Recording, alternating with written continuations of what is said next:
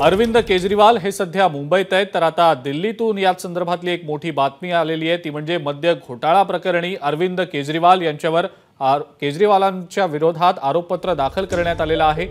पुरवणी आरोपपत्रामध्ये केजरीवाल आणि आप पक्ष आरोपी करण्यात आलेले आहेत। ईडीने हे पुरवणी आरोपपत्र दाखल केलंय।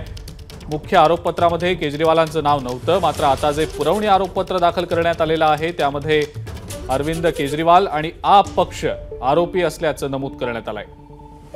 सोमेश कोलगे आपले प्रतिनिधी आपल्या सोबत आहेत सध्या, त्यांच्याकडनं या संदर्भातली अधिक माहिती आपण जाणून घेऊया। सोमेश, केजरीवाल यांच्या अडचणी वाढवू शकणारी ही बातमी असंच म्हणावं लागेल, काय नेमकी याबद्दलची अपडेट? अजिंक्य, अरविंद केजरीवाल यांच्या विरोधात ईडीने आरोपपत्र दाखल केले आणि हे संपूर्ण दिल्ली मद्य घोटाळा प्रकरणी दाखल करण्यात आलेलं 8वं आरोपपत्र आहे। म्हणजे आतापर्यंत 8 आरोपपत्र ही ईडीने दाखल केली आहेत। पहिल्यांदा जे मुख्य आरोपपत्र दाखल केलं त्यानंतर सतत पुरवणी आरोपपत्र ही दाखल करण्यात आली आहेत आणि त्यानुसार सध्याच्या पुरवणी आरोपपत्रात आम आदमी पक्ष आणि अरविंद केजरीवाल या दोघांची नावे आहेत।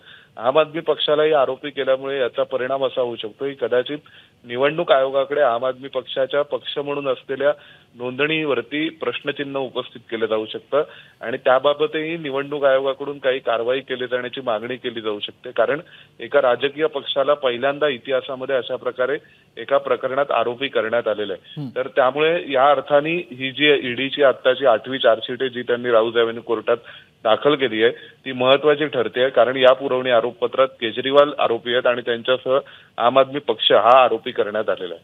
अजिंक्य, ठीक आहे सोमेश, धन्यवाद। सविस्तर माहिती आपण दिलीत त्याबद्दल। एबीपी माझा, उघडा डोळे बघा नीट।